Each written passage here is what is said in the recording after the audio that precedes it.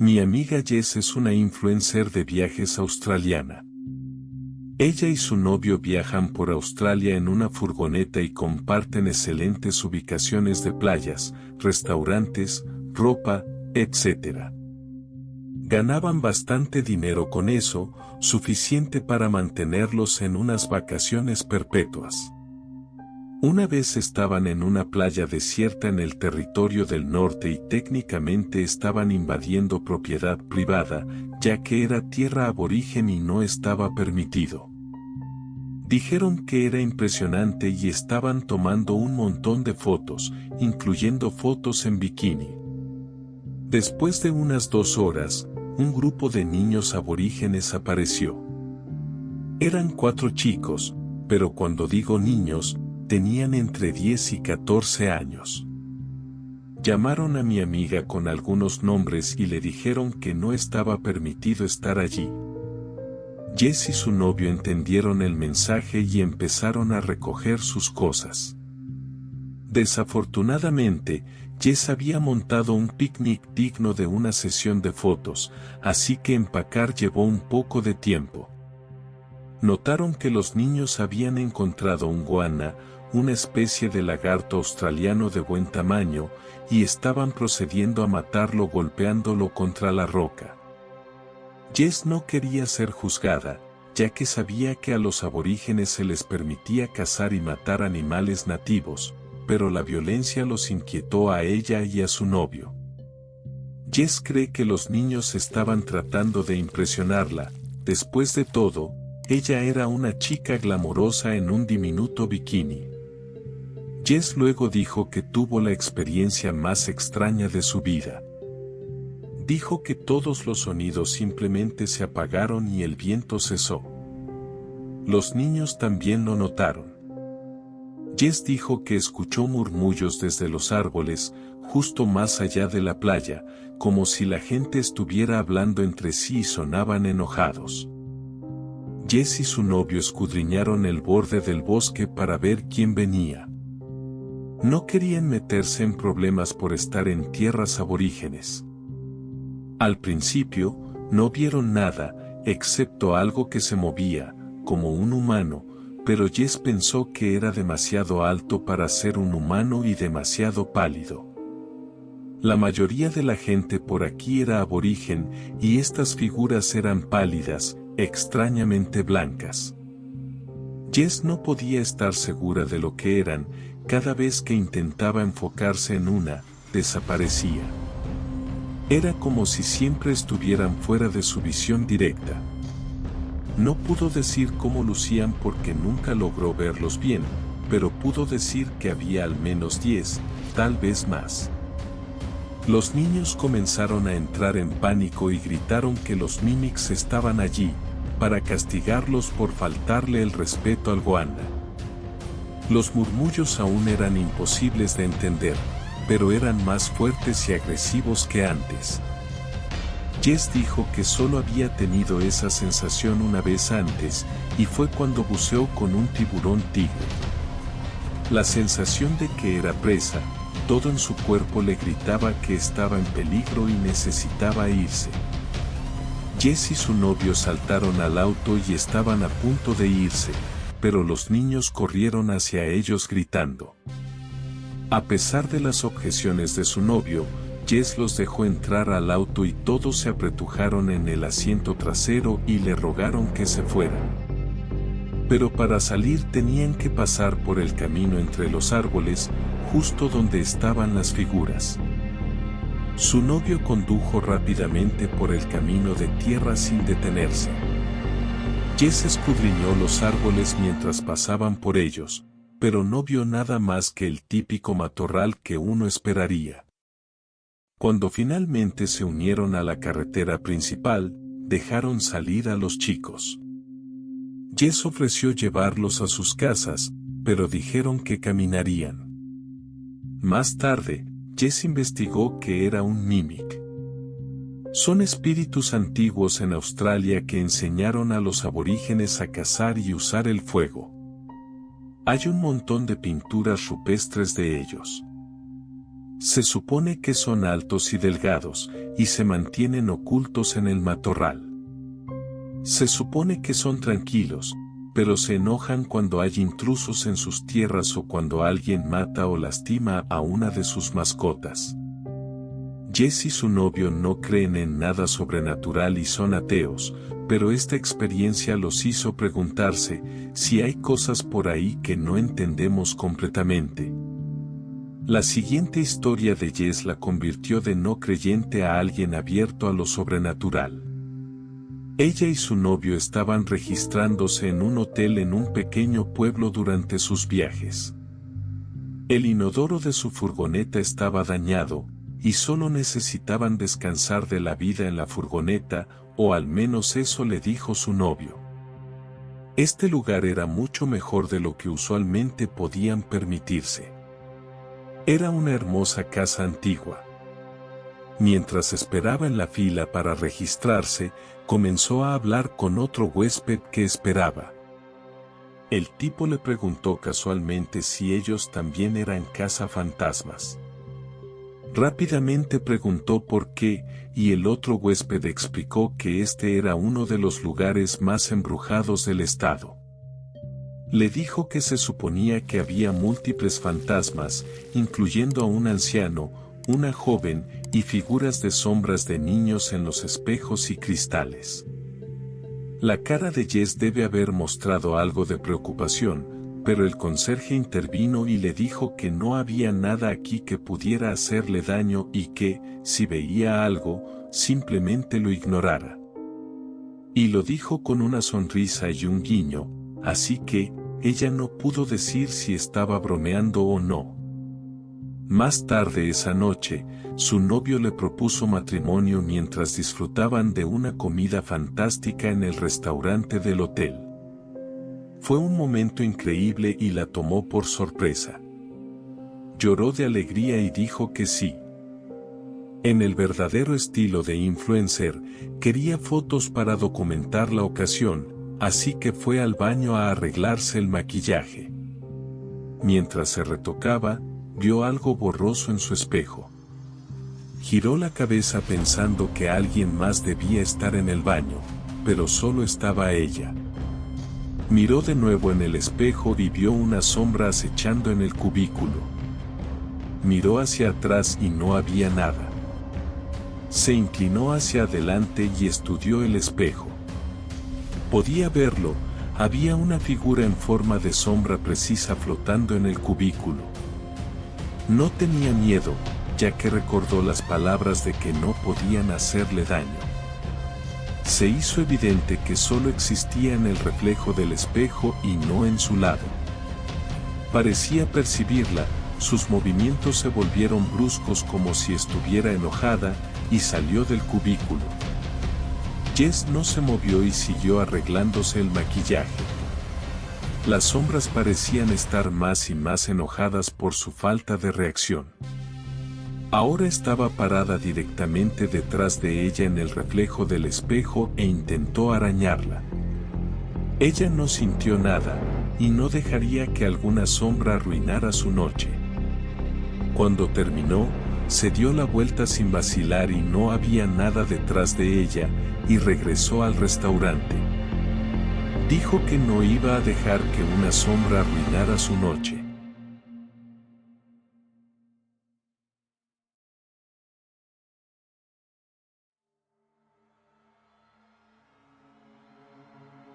Vivo en un pueblo rural en Australia y estoy acostumbrado a ver canguros y liebres cuando camino solo. Esto sucedió un sábado cuando fui a dar un paseo por un sendero que había encontrado, que estaba a unos 30 o 40 minutos de mi casa. El sendero sigue una pista de bicicletas hasta que llegas a una bifurcación en el camino. Si giras a la izquierda, vuelves al principio del camino, pero si giras a la derecha, sigues este sendero muy estrecho donde apenas caben dos personas caminando lado a lado.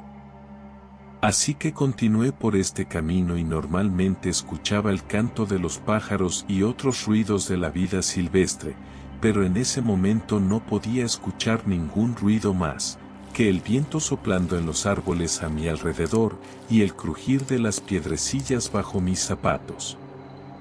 Seguí caminando durante unos 10 o 20 minutos cuando empecé a notar el crujido de las hojas detrás de mí, como si alguien intentara seguirme sin ser oído.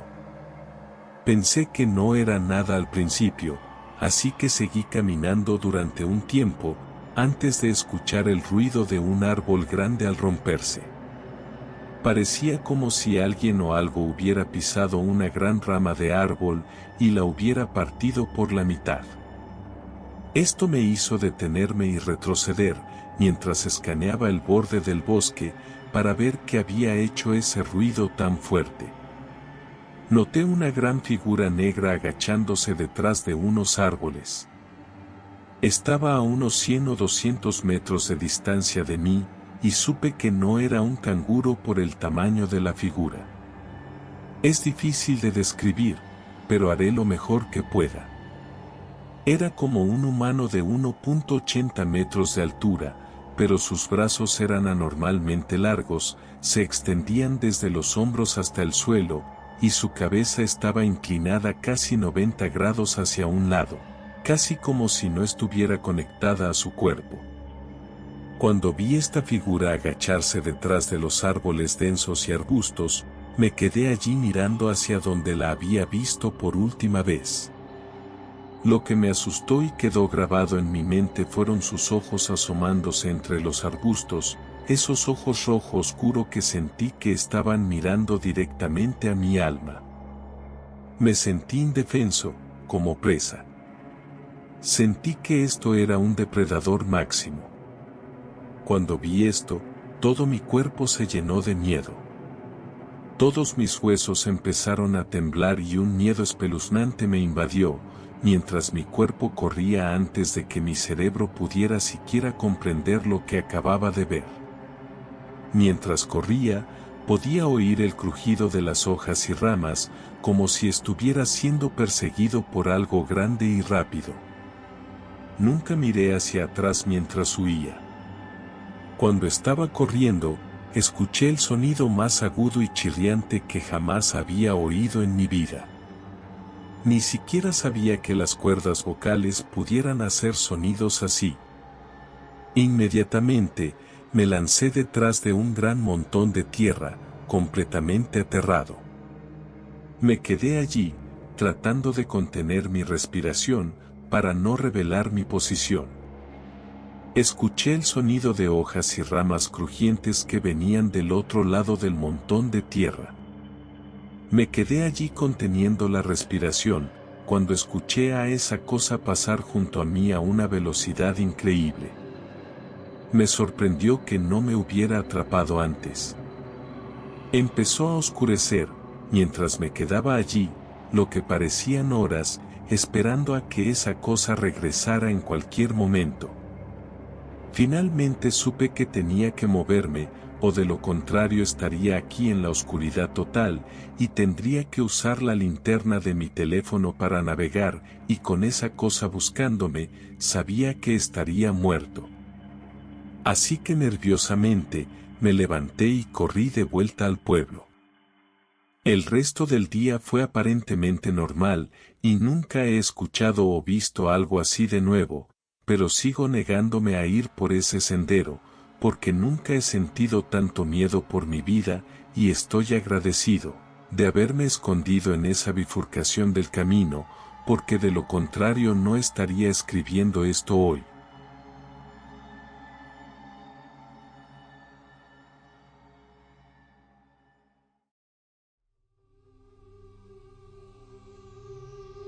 No recuerdo exactamente cuántos años tenía en ese momento, tal vez 14 o 15 años.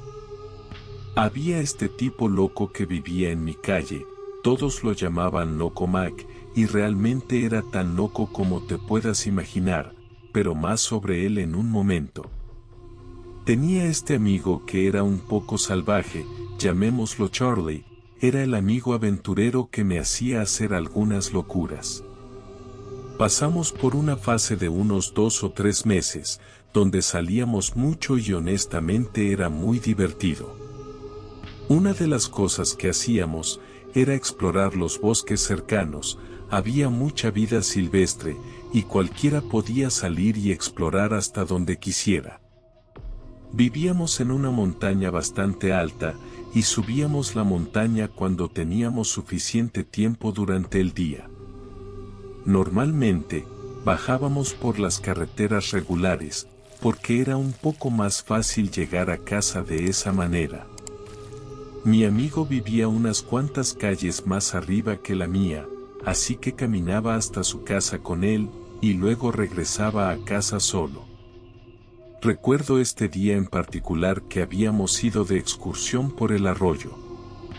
Ten en cuenta que hacía mucho frío afuera en ese momento, un típico invierno en la montaña.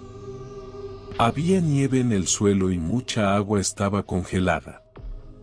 En un momento, se nos ocurrió la brillante idea de caminar sobre el hielo. Como podrás imaginar, caímos al agua. No era muy profundo ni nada, ni siquiera lo suficiente como para llegar por encima de nuestro pecho, pero estábamos empapados de agua y hacía unos 5 grados afuera y había nieve en el suelo. Pero siendo los chicos locos que éramos, simplemente no nos detuvo. Continuamos caminando, incluso después de habernos mojado completamente. No sé si teníamos una alta tolerancia al frío o si era adrenalina, pero estábamos bien. Continuamos durante un par de horas ese día, pero en cierto punto, finalmente logré convencerlo de que nos fuéramos a casa por el día. Él estuvo de acuerdo, y nos fuimos y nos subimos a la carretera como de costumbre. Pero en ese momento empecé a congelarme, estaba demasiado frío y sabía que mi cuerpo no aguantaría llegar abajo. Sabía que estaba en peligro, como de estar cerca de la hipotermia o algo así. Cuando llegamos a la casa de mi amigo, él estaba más que dispuesto a dejarme entrar y calentarme durante unos minutos. Pero justo cuando estábamos llegando a su casa, mi mamá me llamó. Estaba enojada conmigo, porque no había contestado mi teléfono en probablemente más de 1 hora.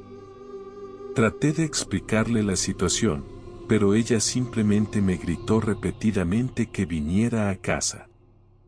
Así que caminé el resto del camino a casa y así fue. Aquí es donde entra en juego Loco Mac, porque vive una calle arriba de la mía y me ahorra unos 10 minutos de caminata, si corto a través de una parte de su propiedad, para llegar a mi casa. Tenía una cerca grande, pero su vecino también la tenía. Había una pequeña pasarela entre los dos lugares. Obviamente, estaba apurado por llegar a casa y calentarme, de hecho, estaba trotando la mayor parte del camino. No había escuchado nada de Loco Mac en ese momento, así que pensé que estaría bien si cortaba a través de su propiedad esta vez. Empecé a pasar y fue entonces cuando salió de su casa con un rifle de asalto, me apuntó y comenzó a gritarme como un maniático. Por supuesto, me di la vuelta y salí corriendo. Corrí todo el camino de regreso a casa y se lo conté a mi mamá. Honestamente, pensó que estaba exagerando y que de todas formas no debería estar cortando por la propiedad de la gente. En ese momento, fue cuando comencé a preguntarle a la gente de la zona sobre él. Escuché algunas historias sobre Loco Mac y algunas de las cosas que hacía. Escuché que era un teórico de la conspiración, un traficante de drogas, un criminal, un delincuente y un montón de otras cosas. Si tuviera que resumirlo en una sola frase, sería un tipo malo. Quien quiera que le preguntara, nunca tenía nada bueno que decir sobre él. Y lo que más me asustaba era que todavía tenía que pasar por la casa de Loco Mac, camino a casa todos los días. No tenía que cortar por su propiedad, pero aún así, tenía que pasar por delante de su casa en la carretera para llegar a la mía, y eso me ponía incómodo, porque ahora estaba constantemente preocupado de que me dispararan. Todavía salía de excursión con Charlie por las montañas, pero no hubo incidentes durante un tiempo, así que pensé que eso sería el final. Sin embargo, noté algo más. Teníamos cámaras de video en el exterior de su propiedad mirando hacia la carretera. Nunca las había notado antes, pero ahora que era consciente de su locura, prestaba un poco más de atención. Cada vez que pasaba, las cámaras me seguían. Lo que más me asustaba era que eran cámaras operadas manualmente. No eran el tipo de cámaras que solo seguían el movimiento.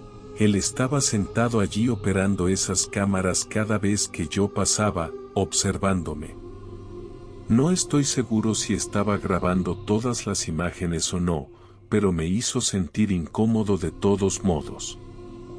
Recuerdo que una vez, estaba caminando a casa desde la casa de Charlie por la noche, debía ser alrededor de las 10 o 11.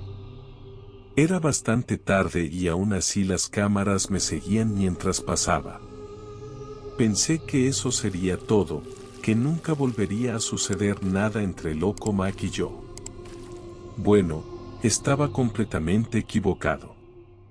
Todavía era durante la misma temporada de invierno y estaba caminando a casa durante una tormenta de nieve. Sé que así era yo. Mi mamá iba a pedir pizza esa noche y no quería perdérmela. Pasé por delante de Loco Mac como siempre hacía, y fue entonces cuando ocurrió algo inesperado. Tenía una cerca gigante, debía tener unos 4.5 metros de alto y era de madera gruesa. Parte de ella estaba abierta y un perro salió corriendo tras de mí. No podía decir de qué raza era el perro, pero estaba furioso ladrándome muy fuerte. Corrió detrás de mí y pude sentir que iba a morderme tan fuerte como pudiera. Tenía una vibra violenta. Tuve suerte de estar en muy buena forma y logré correr.